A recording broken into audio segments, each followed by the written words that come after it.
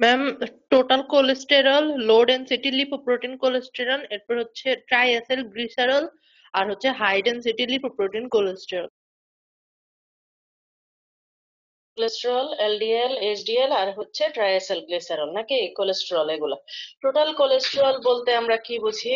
গত ক্লাসে বলছিলাম যে টোটাল কোলেস্টেরল বলতে কাকে কাকে রিপ্রেজেন্ট করে টোটাল কোলেস্টেরল? কোলেস্টেরল এস্টার আর প্রি কোলেস্টেরল।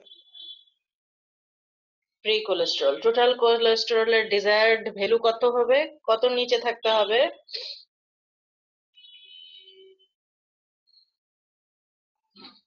ম্যাম, 200, 200 এর হ্যাঁ, এলডিএল কোলেস্টেরল থাকতে হবে কত নিচে? Ma'am 130। Below 130 milligram per decilitre. Triacylglycerol থাকবে? ম্যাম, এটা হচ্ছে 200 মিলিগ্রাম। এটা 150 মিলিগ্রাম। 150 নিচে থাকবে হচ্ছে ট্রাইএসিলগ্লিসারল। আর হাই ডেনসিটি লাইপোপ্রোটিন কত থাকতে হবে? 35 মিলিগ্রাম। কি নিচে না উপরে? 40 গ্রামের 35 উপরে। less than উপরে, 30. 35 এর উপরে। উপরে 40 মিলিগ্রাম পার ডেসিলিটারের উপরে। এটা হচ্ছে গুড কোলেস্টেরল না? এটা মনে আছে তো আমরা যে মেটাবলিজমে পড়ছিলাম, এটা কেন গুড কোলেস্টেরল? কারণ এটা কোলেস্টেরলকে পেরিফেরি থেকে লিভারে নিয়ে আসে। আর যেটা ব্যাড কোলেস্টেরল সেটা লিভার থেকে কোলেস্টেরলকে নিয়ে পেরিফেরিতে ডিপোজিট করে অ্যাথেরোস্ক্লেরোসিস করে, যার জন্য ওটা হচ্ছে ব্যাড কোলেস্টেরল। তাহলে এই ছিল হচ্ছে আমাদের লিপিড প্রোফাইল। এটা কিন্তু খুবই ইম্পর্টেন্ট একটা ভাইবা টপিকস। রিটেনে আমি এখন পর্যন্ত ওভাবে আসতে দেখি নাই, বাট খুবই খুবই ইম্পর্টেন্ট একটা ভাইবা টপিকস। আর রিটেনে যদি চলে আসে তো আসলেই ইন্ডিকেশন। তারপরে আসে আমরা অবজেক্টিভ কি? অবজেক্টিভ হচ্ছে আমরা এটা করব কাদের করব? ডিসলিপিডিমিয়া ডায়াগনোসিস করার জন্য করব, বা যাদের অলরেডি ডিসলিপিডিমিয়া ডায়াগনোসিস হয়ে গেছে, যাদেরকে আমরা ড্রাগ দিছি, তাদের প্রগনোসিসটা অ্যাসেস করার জন্য আমরা লিপিড প্রোফাইল করব। আর হচ্ছে কারো অ্যাথেরোস্ক্লেরোসিসের রিস্ক বা করোনারি আর্টারি রিস্ক, এইটা অ্যাসেসমেন্ট করার জন্য আমরা লিপিড প্রোফাইল করব। লিপিড প্রোফাইলের প্রিপারেশনের কথা আমরা বলছিলাম যে এখানে 10 to 12 আওয়ার ফাস্টিং লাগবে, usual diet for 3 days, usual activities for 3 days। কেন ফাস্টিং লাগবে 10 থেকে 12 ঘন্টা?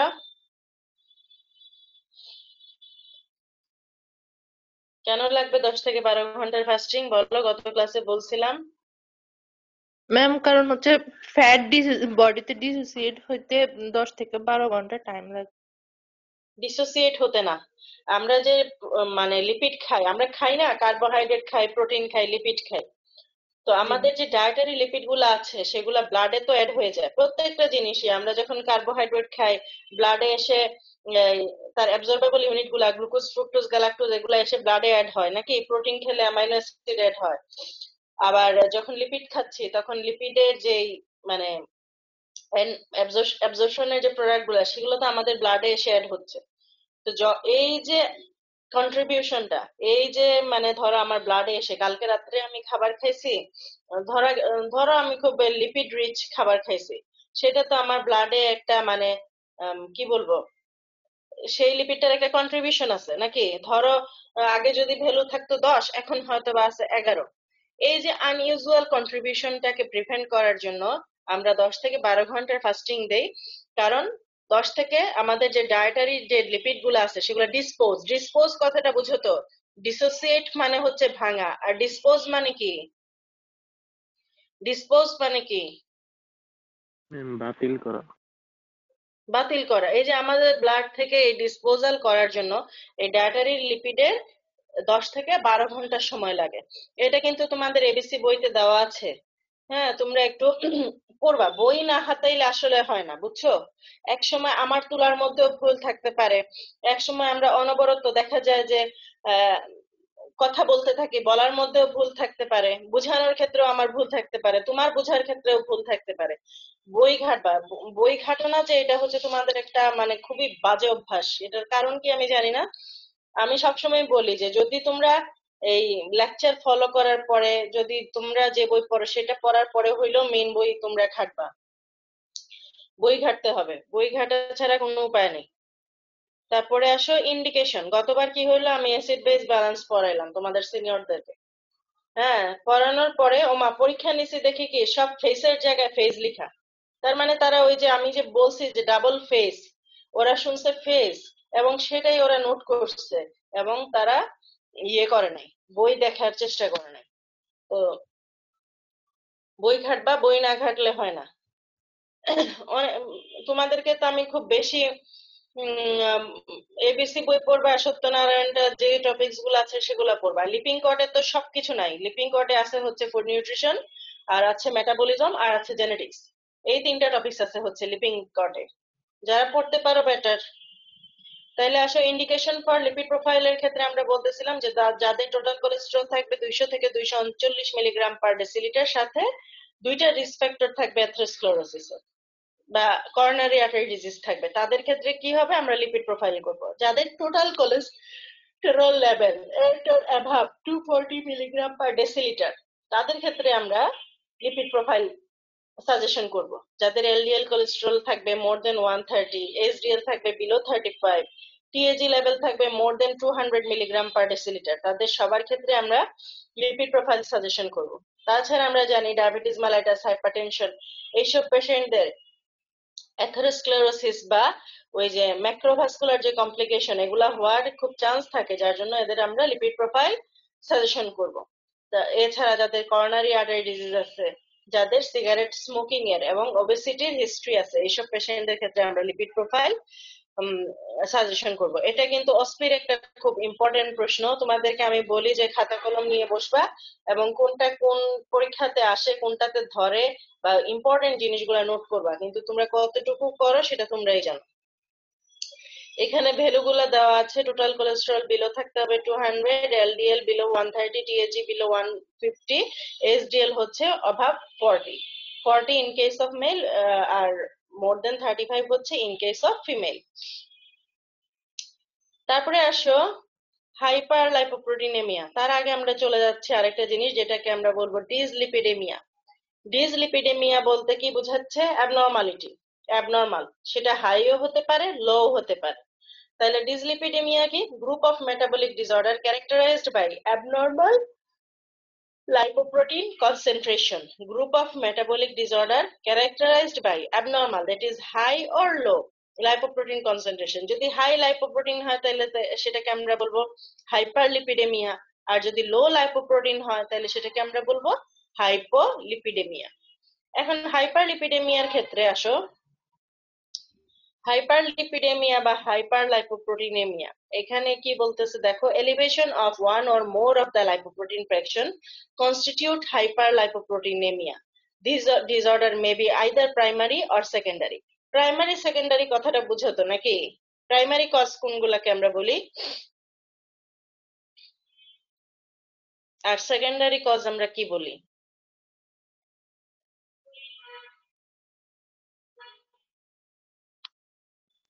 মেজর গুলো হচ্ছে প্রাইমারি কজ। মেজর গুলো প্রাইমারি কজ, এটা আবার কেমন হইলো? প্রাইমারি বলতে আমরা বুঝি যেগুলো জেনেটিক বা বর্ন থেকে ইনবর্ন, সেগুলোকে আমরা বলি প্রাইমারি। হ্যাঁ, আর সেকেন্ডারি হচ্ছে আমার লাইফস্টাইলের জন্য, আমার এনভায়রনমেন্টের জন্য, আমার ডায়েটারি হ্যাবিটের জন্য যেগুলা হচ্ছে সেগুলো হচ্ছে সেকেন্ডারি। যেগুলা পরে উৎপত্তি হয় সেগুলো হচ্ছে সেকেন্ডারি।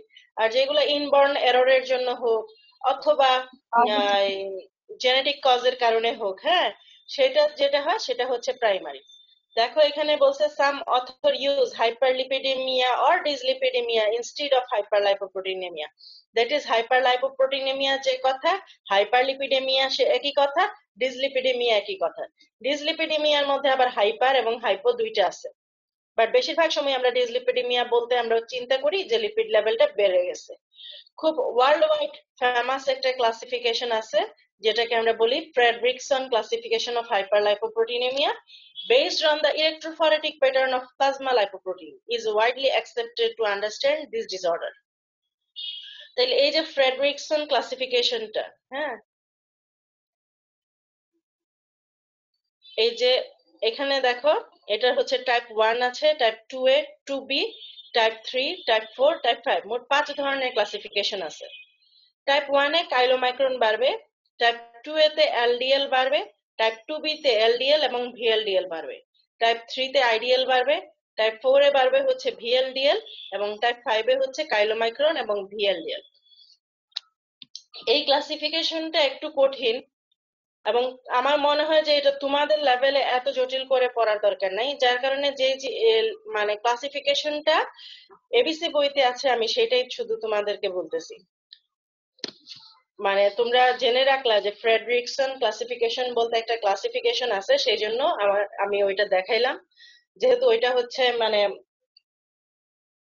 পরবর্তীতে মানে যেটা মানে যখন ডাক্তার হয়ে যাবা, স্পেশালিস্ট হবা, সেই ক্ষেত্রে হয়তো বা ওই ক্লাসিফিকেশনটা খুব মানে ইম্পর্টেন্ট, কিন্তু এখন তোমাদের লেভেলে এবং ওইটা মনে রাখা কঠিন, এই জন্য আমি তোমাদেরকে খুব সহজ ভাবে বলতেছি যে প্রাইমারি হাইপারলিপিডেমিয়ার কজ হচ্ছে 5টা: familial hyperchylomicronemia, familial hypercholesterolemia, familial combined hyperlipidemia. এখানে অনেকগুলা লিপিডের বেশি থাকে, যার জন্য এটার নাম হচ্ছে familial combined hyperlipidemia, familial dysbetalipoproteinemia, dysbetalipoproteinemia, এবং ফ্যামিলিয়াল হাইপার ট্রাইগ্লিসারিডেমিয়া। এগুলা হচ্ছে আমাদের জাস্ট মুখস্থ করতে হবে। প্রথমটা হচ্ছে ফ্যামিলিয়াল হাইপার কাইলোমাইক্রোনেমিয়া, তারপর এটা হচ্ছে ফ্যামিলিয়াল হাইপার কোলেস্টেরলেমিয়া, তারপর এটা হচ্ছে কম্বাইন্ড হাইপারলিপিডেমিয়া, তারপরে হচ্ছে ফ্যামিলিয়াল ডিস বিটা লাইপোপ্রোটিনেমিয়া, তারপরে হচ্ছে ফ্যামিলিয়াল হাইপার ট্রাইগ্লিসারিডেমিয়া। এখন আসো সবচেয়ে বেশি যে কজটা পরীক্ষাতে আসে, তোমাদের রিটেনে যেটা সবচেয়ে বেশি আসে, সেটা হচ্ছে কজ অফ সেকেন্ডারি হাইপারলিপিডেমিয়া। কথা শুনতে পাচ্ছ আমাকে? কজ অফ সেকেন্ডারি হাইপারলিপিডেমিয়া সবচেয়ে বেশি পরীক্ষাতে আসে, শুনছো? জি ম্যাম।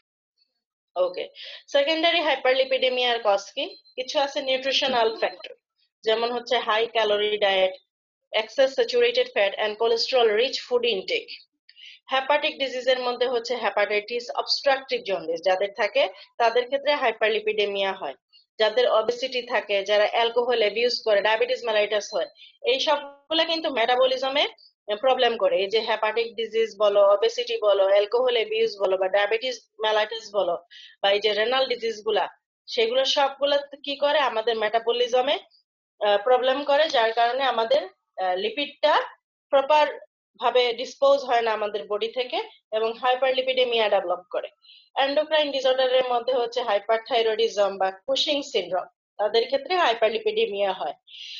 এবং যারা খুব বেশি স্টেরয়েড ইউজ করে, সেই সব ক্ষেত্রে আমাদের সেকেন্ডারি হাইপারলিপিডেমিয়া হতে পারে। ঠিক আছে, তাহলে সবচেয়ে বেশি ইম্পর্টেন্ট যেটা, সেটা হচ্ছে হাইপারলিপিডেমিয়া, সেকেন্ডারি হাইপারলিপিডেমিয়া। এখন আসো প্রাইমারি হাইপোলিপিডেমিয়া। হাইপোলিপিডেমিয়াও তো দুই ধরনের, প্রাইমারি এবং সেকেন্ডারি। হাইপারলিপিডেমিয়াও ছিল দুই ধরনের, প্রাইমারি সেকেন্ডারি। হাইপোলিপিডেমিয়াও দুই ধরনের, প্রাইমারি এবং secondary. Primary hypoalphalipoproteinemia. এখানে দেখো হাইপো কথাটার অর্থ কি বলতো? হাইপো মানে ম্যাম কমে যাওয়া। কমে যাওয়া, তাইলে এটা থেকেই তুমি বুঝবা হাইপো মানে হচ্ছে কম, আর আলফা লাইপোপ্রোটিন বলতে আমরা ওই যে ইলেকট্রোফোরেসিস যখন হয়, মানে আমরা একটা ইলেকট্রিক ফিল্ডে যখন লিপিডকে আমরা মুভ করতে দেই, তখন প্রথম যে ব্যান্ডটা হয় মানে আলফা ব্যান্ড, সেই আলফা ব্যান্ডটা তৈরি করে হচ্ছে এইচডিএল। হ্যাঁ, এইচডিএল তৈরি করে, যার কারণে এটা হচ্ছে হাইপো আলফা লাইপোপ্রোটিনেমিয়া। তাইলে এখানে নাম থেকে যেটা বোঝা যাচ্ছে সেটা হচ্ছে কি, যে এখানে প্লাজমা এসডিএল পার্টিকেল গুলা কমে যাবে বা ডেফিসিয়েন্সি থাকবে। এই যে লেখা আছে আইসোলেটেড এসডিএল ডেফিসিয়েন্সি, তোমাদের জন্য এতটুকু জানলেই যথেষ্ট। তারপরে আমরা এখানে আর কি কি ইনফরমেশন পাইছি সেগুলো আমরা দেখি। Due to this, the reverse transport of cholesterol is severely affected, leading to the accumulation of cholesterol ester in tissue. An absence of apoprotein C2, which activate lipoprotein lipase, is also found. The plasma triglycerol level are elevated. The affected individual are at in the risk of atherosclerosis. এগুলা আমার মনে হয় যে তোমাদের জন্য মনে রাখাটা difficult. যারা পারো তাদের জন্য ঠিক আছে, কিন্তু যারা পারো না তারা শুধু নাম বলবা যে প্রাইমারি হাইপো আলফা লাইপোপ্রোটিনেমিয়া, এটাতে কি হবে? এইচডিএল ডেফিসিয়েন্সি হবে। ঠিক আছে, তারপরের যে দেখো যে পয়েন্ট সেটা হচ্ছে এ বিটা। যে কোনো জিনিসের নামের সাথে যদি এ থাকে, এ দিয়ে কি বোঝা যায়? এ বিটা লাইপোপ্রোটিনেমিয়া, এ বলতে কি বোঝায়? যেমন ধরো এনিউরিয়া, এনিউরিয়া বলতে কি বোঝায়? অ্যাবসেন্স। অ্যাবসেন্স। তাইলে বিটা লাইপোপ্রোটিন তো অলরেডি আমরা শুনছি যে বিটা লাইপোপ্রোটিন গুলা হচ্ছে কাইলোমাইক্রন, ভিএলডিএল, এলডিএল না? তাইলে এ বিটা মানে কি? এখানে অ্যাবসেন্ট। এই যে দেখো এখানে লেখা আছে absence, absence of chylomicron, VLDL, LDL in plasma. ঠিক আছে? Triacylglycerol are not found in plasma, but they accumulate in liver and intestine. Serum cholesterol level low. A beta lipoproteinemia is associated with decreased absorption of fat and fat-soluble vitamin. Impairment in physical growth and mental retardation are commonly observed.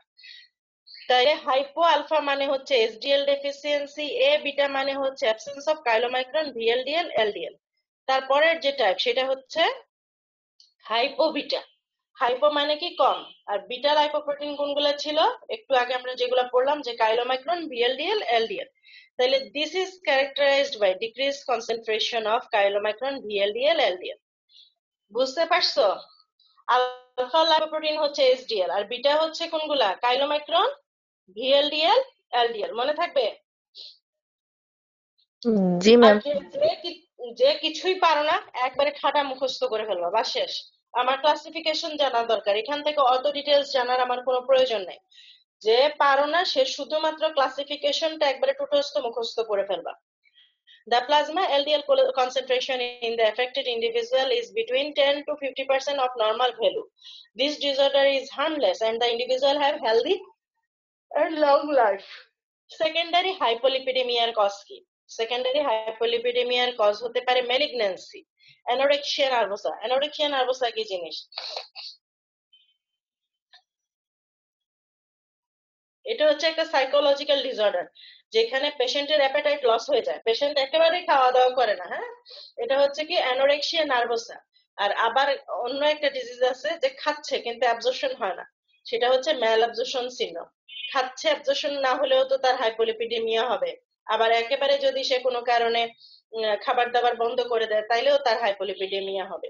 তাইলে dyslipidemia হচ্ছে metabolic disorder যেখানে abnormally high or low lipoprotein level থাকে। High থাকলে সেটাকে আমরা বলবো hyperlipidemia. এর কিছু প্রাইমারি কজ আছে, কিছু সেকেন্ডারি কজ আছে। হাইপারলিপিডেমিয়ার secondary cause is the very very important for both written and viva. আর হাইপোলিপিডেমিয়ার মধ্যে কিছু প্রাইমারি এবং সেকেন্ডারি কজ আছে। তারপরে আসে ফ্যাটি লিভার। এই টার্মটা আমরা অনেক শুনি না? ফ্যাটি লিভার নাম শুনছো?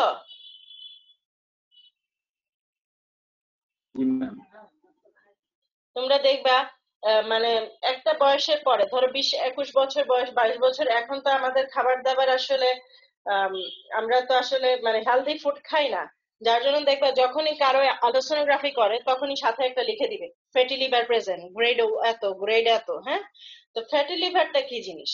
ফ্যাটি লিভার হচ্ছে the normal concentration of lipid in liver is around 5%. Liver is not a storage organ or fat like adipose tissue. However, in certain conditions, lipid, especially the triacylglycerol, accumulate excessively in liver, resulting in fatty liver. তাইলে কোন লিপিডটা লিভারে জমবে? কোন lipid? ট্রাইএসিলগ্লিসারল। Triacylglycerol. In normal liver, Kupffer cell contain lipid in the form of droplet. Kupffer cell এর নাম তো শুনছো নিশ্চয়ই। নরমাল লিভারে কুপফার সেলে অল্প পরিমাণ লিপিড থাকে ড্রপলেট হিসেবে। In fatty liver, droplet of triacylglycerol are found in the entire cytoplasm of the hepatic cell. কথাটা প্যাথোলজিটা বুঝতে পারছো? একটা নরমাল লিভার মানে আমরা একটা হেলদি নরমাল মানুষের লিভারে শুধুমাত্র কুপফার সেলের মধ্যে লিপিড থাকে অ্যাজ এ ড্রপলেট, ড্রপলেট হিসেবে কুপফার সেলের মধ্যে থাকে।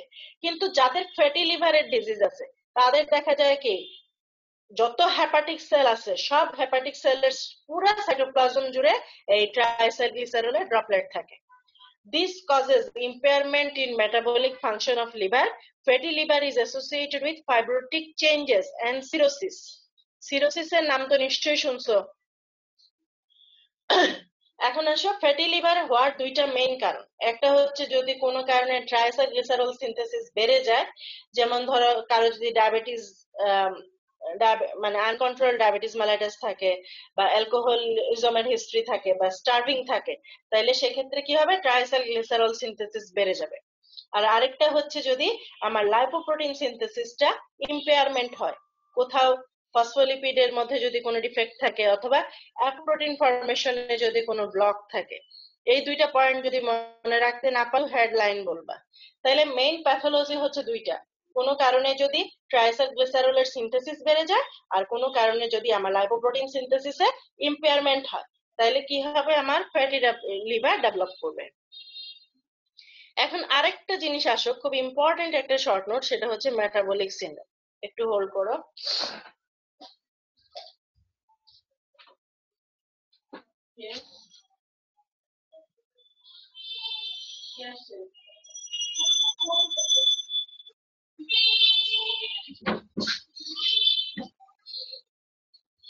মেটাবলিক সিনড্রোমটা কি? Metabolic syndrome is a cluster of different conditions that adversely affect the health. The component contributing to the metabolic syndrome include abdominal obesity. খেয়াল করো কি কি জিনিস থাকে। মেটাবলিক সিনড্রোম হচ্ছে একটা ক্লাস্টার, তাহলে ক্লাস্টার গুলা কি কি? সেই ক্লাস্টার গুলোর মধ্যে আছে দেখো, abdominal obesity, insulin resistance, dyslipidemia, elevated blood pressure, over nutrition and sedentary lifestyle. As per WHO, metabolic syndrome has following characteristic. তাহলে এখন দেখো আমরা ডায়াগনস্টিক ক্রাইটেরিয়া কিন্তু জানতেছি। এক নাম্বার যে ক্রাইটেরিয়া সেটা হচ্ছে পেশেন্টের ইনসুলিন রেজিস্ট্যান্স থাকবে। ইনসুলিন রেজিস্ট্যান্স যে থাকবে সেটা বোঝার উপায় কি? Patient is identified either as type 2 diabetes mellitus or elevated fasting blood glucose more than 100 mg per deciliter or impaired glucose tolerance. আমরা তো জানি ইনসুলিন রেজিস্ট্যান্স আমরা কাদেরকে বলবো বলো তো? কাদের বলবো insulin resistance?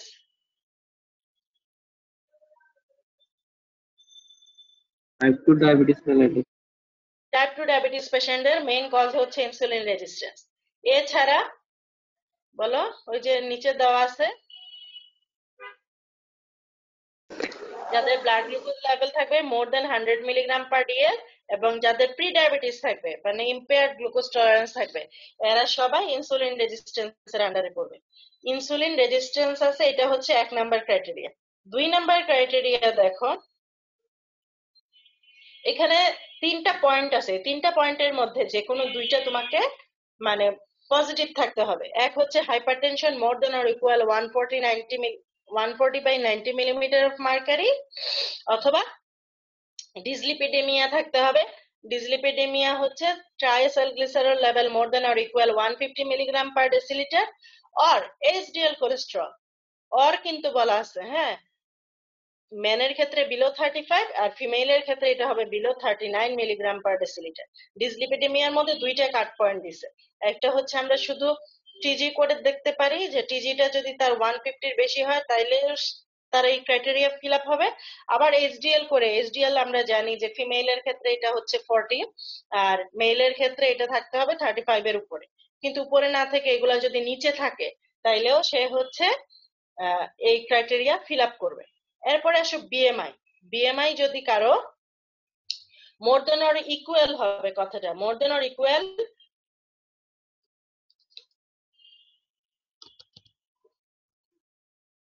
30 kg per meter square or waist hip ratio more than 9 in men and or more than 0.85 in women, তাইলে প্রথম ইনসুলিন রেজিস্ট্যান্স কম্পালসারি, এটা থাকতেই হবে সবার ক্ষেত্রে। আর আদারওয়াইজ যে কোনো দুইটা ক্রাইটেরিয়া ফিল আপ করতে হবে। এক হচ্ছে তার হাইপারটেনশন থাকতে পারে, মানে ব্লাড প্রেশার তার 140/90 ইকুয়াল বা তার বেশি হতে হবে, তার ডিসলিপিডেমিয়া থাকতে হবে, অথবা তার বিএমআই মানে মোর দেন অর ইকুয়াল 30 কেজি, অথবা ওয়েস্ট হিপ রেশিও তার মেনের ক্ষেত্রে মোর দেন 0.9 এবং ফিমেলের ক্ষেত্রে 0.85 এর বেশি হতে পারে। Metabolic syndrome can be managed by healthy habit and changes in lifestyle, that is restricted balanced diet, adequate intake of fiber and antioxidant, exercise, avoiding smoking, stress-free life. তাহলে বুঝতে পারছো তো মেটাবলিক সিনড্রোম হচ্ছে ক্লাস্টার অফ মেটাবলিক ডিসঅর্ডার।